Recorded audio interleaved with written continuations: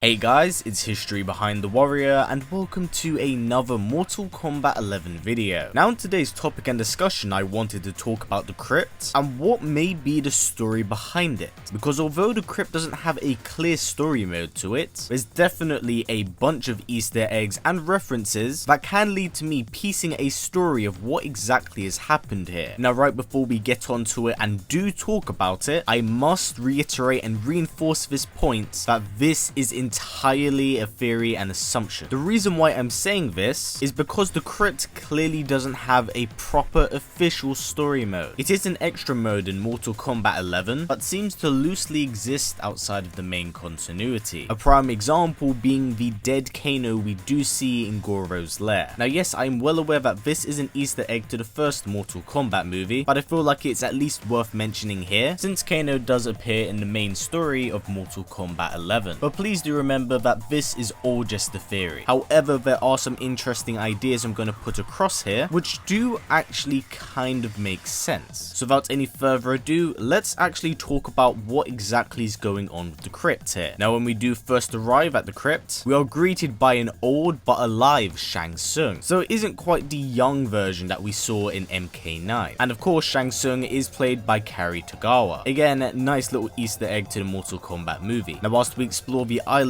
it is in tattered ruin, because from MK9 up to about MK11, 20 plus years have passed by and the island is more or less abandoned at this point, understandably leaving many dead. And seeing as the last time that anyone was here was during the MKX comic book series, not much has happened since then, so it has most certainly been deserted. However, despite this, it does house a large amount of power, something which we do obviously see during the Jax and Jackie chapter in the main story. So as expected, the island is a source of power that does attract many, and we're going to get back to this point in a bit, as I do believe it touches on an untouched plot thread. Now as we continue to explore the island, we find that despite it being deserted, there are in fact still a few faces roaming around the area, like Blaze and Rain around the pit area, and Reptile, we'll talk about him in a bit. Now there's nothing to actually work with on the first level of the Krypt. However, when we descend lower into Goro's lair, that's where a bunch of interesting ideas start going off inside my head. Now as I'd mentioned, as we continue going through Goro's lair, we do find a dead Kano, but again it's just a movie reference. But as we stroll deeper into Goro's lair, we find the Shogun Prince dead on his own throne. For those of you who haven't read the Mortal Kombat X comic book series, Goro has his arms severed by Kotal Khan and is shunned by the rest of his race. Now because of his physical disabilities, Goro seeks out the likes of the Red Dragon, as he's well aware that they worship the Dragon King Onaga, and he wishes to utilize Onaga's amazing regenerative abilities to grow back his arms. Now although the Red Dragons are hesitant at first, Goro brings them the unconscious body of Kenshi as a bargaining chip, and thus a deal is made between the two sides. So when we do see Goro dead in his chair, his arms are now back. So the deal he made with the Red Dragons was successful. However, it does look like this didn't last very long at all, as he is dead. Now we'll get back to Goro in a bit, because whilst we're talking about Kenshi, the blind swordsman is also in the lower levels of Goro's lair, where he has also been killed. Now the reason why I'm mentioning this is because these two characters have one massive connection, and that is ties to the Red Dragons. It was absolutely no secret during MKX that Kenshi and Takeda wanted to track down the Red Dragons and make them pay for killing Su Chin, Takeda's mother for those who don't know. So I believe that between the events of Mortal Kombat X and Mortal Kombat 11, Kenshi, Hanzo Hasashi, as we are able to use his spear in the Krypt, and possibly Takeda, all go after the Red Dragons, as they do wish to destroy the crime syndicate. This trail eventually leads them to Shang Tsung's island, where I believe they wish to use its power in order to change Goro into Onaga, which would actually explain why Goro regains his arms. But during this whole ritual process, they are attacked, and not only are the Red Dragons decimated, but the ritual leads to the death of Goro. Now as this is going on, it seems that Kenshi has also fallen, fighting off a horde of Oni. Whether or not this is before or after Goro apparently dies is something I just don't know, but either way he does perish during this battle. So that is what I believe is the main story going on behind the Krypt, as the Mortal Kombat X comics finished on a massive cliffhanger, and it's one that many of us want to see be resolved. But with the universe being rebooted again, it feels like the plot plot thread would have been untouched. So I personally like to think is that the Krypt in a way is them wrapping up that plot thread. But I believe for the most part this wraps up a majority of ideas I did have for this theory and speculation video. Now I do want to reinforce this point that this is all just a bunch of ideas and theories I've compiled together. I believe an idea like this actually works with the material we do have at hand, but it's nothing solid in stone. As let's face it, the Krypt is an extra additional mode to the rest of the game, especially when we're talking about that story mode. So it's understandable why something like this would play second fiddle and would be rather bare in comparison to the main story. So please do keep this in mind. But I hope you have enjoyed this video and have come away with some interesting ideas of what exactly could have gone on in the Krypt, because there's a lot of crazy stuff that does happen here, and I do believe that the events of the Krypt are like a splintered off timeline of the normal continuity, as it would make sense for certain characters to be alive and for certain ones to be dead, especially seeing as how MK11 played around with the idea of multiverses. So like I said, an idea like this is possible, just not solid in stone. But anyway, that's actually it for this video. Now down in the comments below, I do actually want to hear what all of you have to say about the Krypt itself. So yes, I'll let you lots down in the comments below ultimately tell me your ideas, theories and speculations. But yeah guys, that's actually it for this one. Now before this video wraps up, if possible, let's try getting it to about 500 likes. It's a great way of supporting this channel since YouTube's ad system is broken as hell. So by giving it a thumbs up, it helps out a ton. And also don't forget to ring that bell, as YouTube has a problem of not notifying you when I upload a video. So by doing that, it will help me out and most certainly help you out. And as always, please comment, like, subscribe and share this video with everyone you know. Please take care and I'll see you all